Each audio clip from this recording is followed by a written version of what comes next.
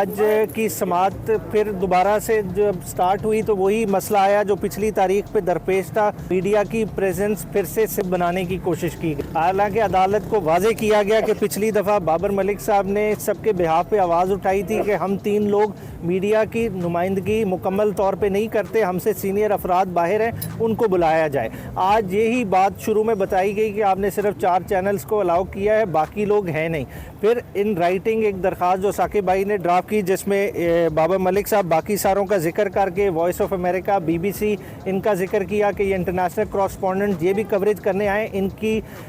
हाज़िरी लाजमी है ताकि प्रॉपर कवरेज मिल सके, तभी आप इसको कह सकेंगे कि ये एक ओपन ट्रायल है। अदरवाइज़ आप किसी भी ज़ुमरे में इसे ओपन ट्रायल नहीं कह सकेंगे। तो जज साहब ने वो लिस्ट वसूल कर ली है और हम उम्मीद करते हैं कि अगली दफ़ा ये लोग शामिल होंगे, मगर फिर भी एहतियातन हम इन तमाम नामों के साथ एक दरख्वास्त दोबारा से अदालत में जमा करा देंगे और इस बारे में इजाज़त लेंगे। बाकी जो लीगल प्रोसीडिंग डिटेल हुई, आपको पता है कि कॉपीज़ डिस्ट्रीब्यूट हो गई और 12-12 तारीख डल गई। उसके बारे में मैं चाहूँगा कि उस्मान गिल साहब भी थोड़ा सा आपको आज के पेशी के बारे में ब्रीफ करें। अच्छा जी, आज की जो तारीख मुकर्रर थी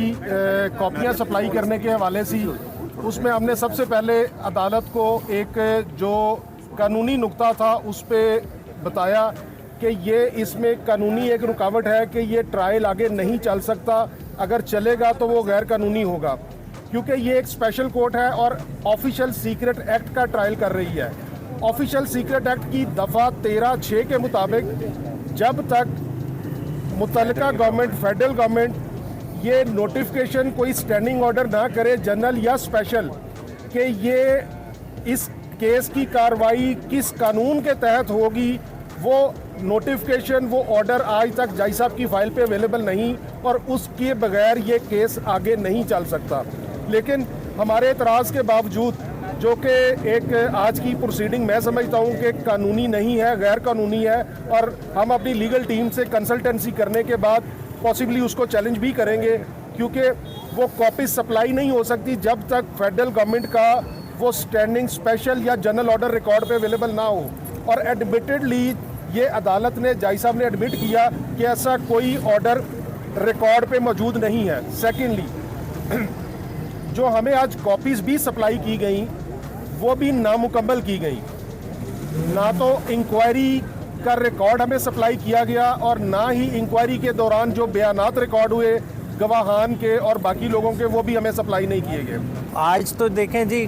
कुछ ना कुछ मीडिया की नुमाइंदगी भी थी। अगर मैं कहूँ कि बॉडी लैंग्वेज बहुत स्ट्रॉन्ग थी, वो बहुत ज़्यादा बेहतर बता लेंगे कि खान साहब की बॉडी लैंग्वेज में और जो ज़मान पाक की बॉडी लैंग्वेज थी उससे भी ज़्यादा बोल्ड होके खेले, और जो उन्होंने मीडिया को अपनी स्टेटमेंट दी हैं वो इंशाल्लाह ताला आप तक पहुंचेंगी, तो उससे आपको पता चलेगा कि खान साहब किस फ्रेम ऑफ माइंड में। देखें, अभी तक किसी को नहीं बुलाया गया, मगर देखें जब आप हमारा जब डिफेंस आएगा सामने, जो जो उसमें गवाह तलब होने वाले होंगे वो फिर अदालत को बुलाने तो पड़ेंगे, तो बात अमरीकी सफ़ीर तक भी जा सकती है। जनरल बाजवा तो वो क्लियरली पहले दिन से नाम लेते हैं, वो उसमें घबराने की बात नहीं है। बात है कि नाम, आप जब लंदन एग्रीमेंट की बात कर रहे हैं, लंदन एग्रीमेंट किधर से एमिनेट कर रहा है? वो आपकी मुल्की एस्टैब्लिशमेंट और आपकी एक बड़ी पॉलिटिकल पार्टी जो गेम से बाहर थी उसके दरमियान का एग्रीमेंट है कि किस तरह से नवाज शरीफ को दोबारा पावर में इंस्टॉल करना है और किस तरह इलेक्टेड गवर्नमेंट को घर चलता करना है। तो वो सारी चीज़ें इस साइफर केस के इर्द गिर्द घूम रही हैं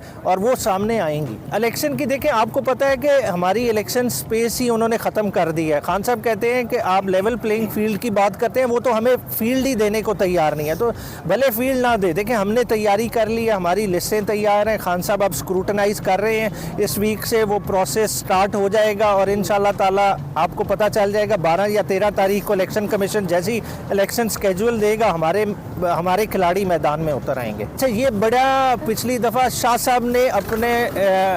जब कोर्ट को एड्रेस किया था, उन्होंने कहा था ये मुझे क्लैरिटी से बताएं कि मुझे 1923 के कानून के तहत प्रोसीड करें या अमेंडेड कानून के तहत। अगर अमेंडेड कानून के तहत प्रोसीड कर रहे हैं तो सदर पाकिस्तान को बुलाएं, वो अपना मौक़िफ़ इस पर वाज़े करें। तो इस पर अदालत ने कैटेगोरिकली कहा कि अमेंडेड कानून का आप पे इतलाक़ नहीं है, आपका ट्रायल 1923 के कानून के तहत ही हो रहा है, अमेंडेड का हम पे कोई किसी तरह के कोई कदगन नहीं है। जज बशीर साहब आए थे ज़मानत के लिए, हमने उसमें पोस्ट अरेस्ट बेल खान साहब की दायर कर दी है, उसमें बाकायदा से 6-12 तारीख हो गई है, क्योंकि 6-12 को और भी मामले मामलात अलकायदे से मुतल्लिका लगे हुए हैं, तो 6/12 को वो टेकअप करेंगे और वो जेल में ही समाअत होगी।